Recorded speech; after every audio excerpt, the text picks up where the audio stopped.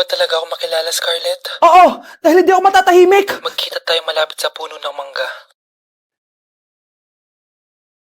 Ako ikaw, Scarlett. Galing ako sa future. Paano? Paano nangyari yun? Basta, Scarlett, ayusin mo yung mga desisyon mo sa buhay, ha? Sige na, baka mahuli pa ako ng mga humahabol sa akin. Sandali! Sino humahabol sa'yo? Sino ba yung humahabol sa kanya? May mangyayari ba masama bukas? Bakit di pa siya tumatawag sa akin? Nay, si Biana po, pumasok sa school. Gumala daw kasama yung mga kaibigan niya.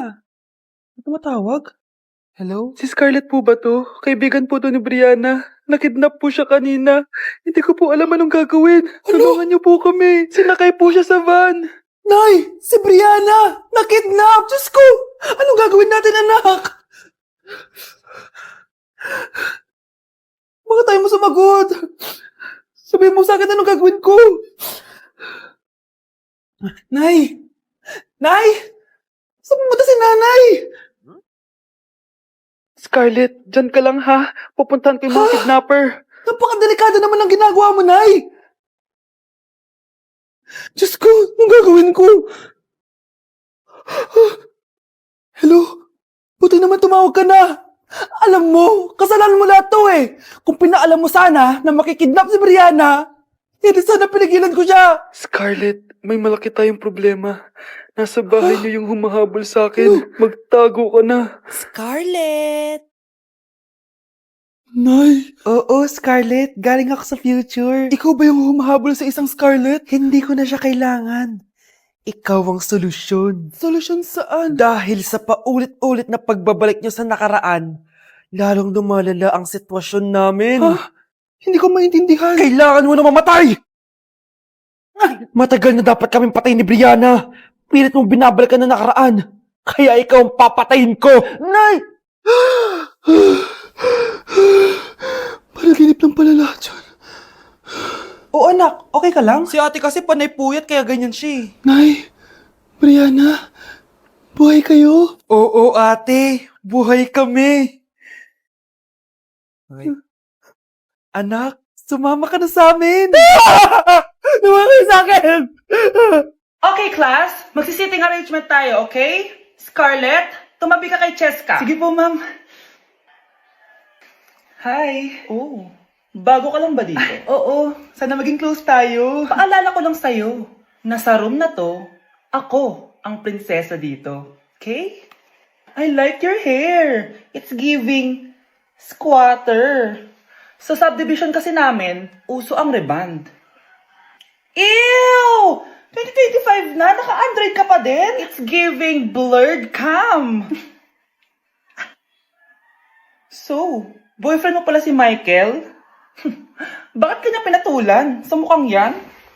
Yuck! Ang pangit ng... Anak, bilan mo ako ng tubig na sa 7-Eleven. Bilis na. 7-Eleven? Sige, Nay. Nay, alis na ako, Ba't may dalang maleta yun? Ano naman trip ng babaeng to? Manonood na nga lang ako. Wow, ganito pala itsura ng airport. Ang ganda. Ganito pala feeling sumakay ng airplane. Eto ba yun, yung 7-Eleven? Teka, anong oras na? Bakit di pa umuwi yung babaeng yun? Ayan, ito yung pinapabili ni nanay. Tawagan ko na nga. Ay, hello, Nay. Eto na, nabili ko na yung pinapabili mo. Nasaan ka na, ha? 7-Eleven, di ba, Nay? Oo, 7-Eleven. Diyan lang sa may kanto. Ay, akala ko kahit sa 7-Eleven. Ha? Nasaan ka ba? Sa Japan. Ha? Japan? Nay, tinatamad ako pumasok. Diyos ko, mga kabataan ngayon. Kami nga, tumatawid pa kami ng ilog at bundok. Nayo, ito award mo. Ang ganda mo, be. Ano ka ba, be? Ako na to, eh. Ikaw na talaga yan. Mas inuna pa mag-makeup kaysa maligo. Yes!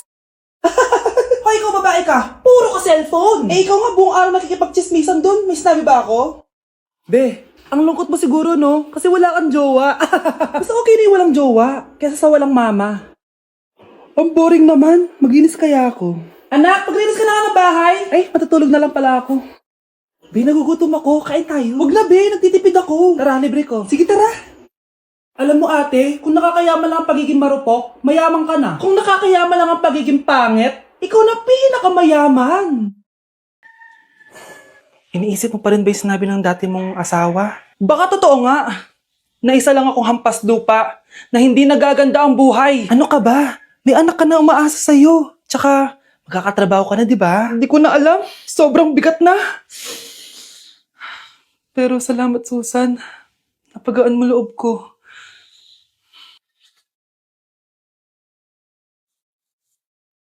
Hello ma'am, thank you for calling. How can I help you? Baby, wag ka muna umiyak, please. Sorry ma'am, ako muna bahala kay Scarlett ha. Mag-focus ka lang dyan. Thank you, Susan. Yes ma'am, I will help you. Scarlett, pagtanda mo, magiging proud sa'yo ang tatay mo. Tay, papasok na ako ng school ha. Grabe na talaga anak ko, oh. Dalaga na talaga. Proud ako sa'yo anak. Mas proud ako sa'yo tay, kasi kahit sobrang hirap ng buhay natin dati, nakaya mo. O, tignan mo, manager ka na ngayon. Lahat ng ginagawa ko, anak, para sa'yo lahat to. Naku, ang sweet naman na magtatay. Sana, ikaw na lang naging nanay ko, Tita Susan. Ha? Ano ka ba, Scarlett? Oh, sige na, manilate na pala ako. Bye tayo, bye, Tita. Hi, first day of school. Sana maging masaya tong chapter ng buhay ko. Kailangan may picture ako. Hoy, cellphone ko! Kala mo ba makakatakas ka? Balik mo yan. Miss, cellphone mo ba to? Cellphone ko. At doon nagsimula ang kwento naming dalawa. Sa susunod kasi, mag-ingat ka. Salamat Simula nun, palagi na kami sabay kumain. At syempre, nagsishare ng baon. Palagi din kami tumatambay pag walang teacher at pinagchichismisan namin ang mga classmates namin. Sabay din kami umuwi hanggang sa... Uy, Scarlett! Tara, sabay na tayo umuwi. Sige, tara. Kunin ko lang yung mga gamit ko, ha? Oh, kanino galing yan? Eto, binigay nung crush ko. Wow, ganda. Oh, tara na, uwi na tayo, ha? Di na pala ako sasabi umuwi. May gagawin pa pala ako. Sige na. Hoy, sabi mo sabay tayo umuwi. Ano nangyari dun? Guys, sino kumuha na cellphone ko? Ilabas niyo na. Alinaw talaga ng bago kong phone. Hoy, Samantha! Cellphone ko yun, di ba? Akin na. For your information, binili to ng nanay ko. Tignan mo, 3 yung camera neto. Yung sa'yo 2 lang. Ew. Ay, eto pala. Sorry. Ba't wala dito yun? Lobat na ako. Guys, sino kumuha ng charger ko? Ayan, full charge na. Hoy, ba't nasa yung charger ko, ha? Anong sa'yo? May picture tong charger ko, oh. Ay, eto pala. Sorry. Uy, B, palagi ka na lang nawawalan. Huwag ka kasi burara sa gamit mo, te. Oo nga, B. Nawawala nga yung panty ko, eh. Guys, nakita niyo ba yung panty ko? Guys, may kumuha ng kidney ko. Balik niyo na, please. Lakas ng tama nito. Nasaan na yun? Sinasabi ko na nga ba, may kumuha ng kifi ko, eh. Balik niyo na yung kifi ko. Anak? Oh, Nay. Gising ka pa? May ibibigay lang ako sa'yo. Oh, eto. Good luck to, ha? Dreamcatcher to, Nay, Oo, anak. Ang sabi nila, magsabi ka lang ng wish mo dyan, matutupad. Malay mo naman, di ba? Thank you, Nay. Dreamcatcher. Matry nga to. Sana maging top 1 ako sa klase namin. Anak! Congrats! Bakit po, Nay? Ikaw daw ang top 1 sa klase nyo! Totoo ba, Nay? Totoo nga to.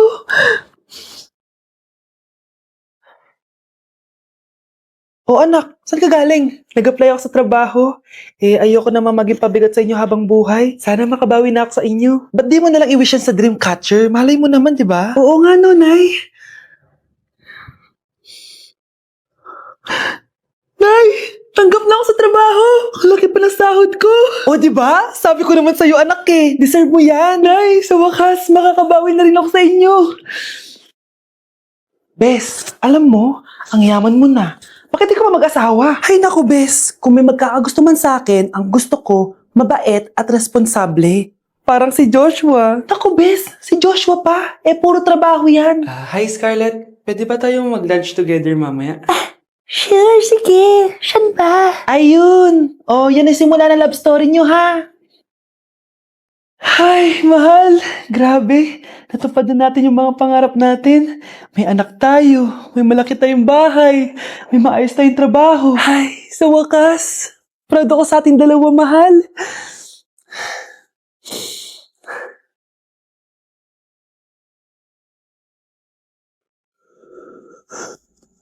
Mahal? Tay, ano? I-explain mo na sa akin. Kung bakit nakaburo si nanay, ha? Bakit ka ba naniniwala dun, ha? Ang totoo mong nanay, busy. Di ba sinabi ko na to sa'yo? Pero tay! Wala nang pero-pero. Huwag mo akong hintayin magalit, Scarlett. Di mo magugustuhan.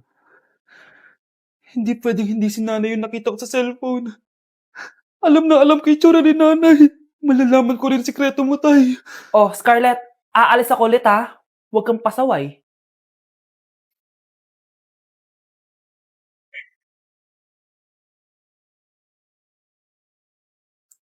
Nasa yung cellphone ko? Hello po. Pwede na po maklaim yung 10 million peso na galing sa insurance ng namatay niyo pong asawa. Insurance? Pasaway ka talaga? Pinatay mo ba si nanay, ha? Para makuha yung insurance niya? Hindi mo naiintindihan, anak. Napakahayop mo! Tatawag ako ng polis! Itigil mo yan, anak! Nay, buhay ka? Oo, anak. Nagtago ako. Pag nagsumbong ka sa polis, masisira lahat ng plano namin ng tatay mo. Hindi ko maintindihan. Ano nangyayari? Pinatay ko ang kakambal ng nanay mo. Para maniwala sila na siya talaga ang namatay. At makuha natin ng mga pera sa insurance. Sawang-sawa na ako sa buhay na to! Marami akong pangarap, anak! Gusto ko na gumanda yung buhay natin! Naririnig niyo ba yung mga sarili niyo, ha? Hindi ba kayo natatakot sa mga pinaggagawa niyo? Kung yayaman tayo sa maling paraan at sa paraan na magtatago ka sa pulis, Nay, itigil niyo na to, please! Please lang! Nay, kamusta na po kayo ni tatay? Eto anak, okay naman. Ikaw, kamusta ka na? Eto nay, malapit ako matapos ng college. Sana paglabas niyo ni tatay, marami na akong ipon. Huwag kang mag-alala anak, konti panahon na lang. Magkakasama ulit tayo ng tatay mo. See you, Nay. Miss ko na kayo. See you soon, anak.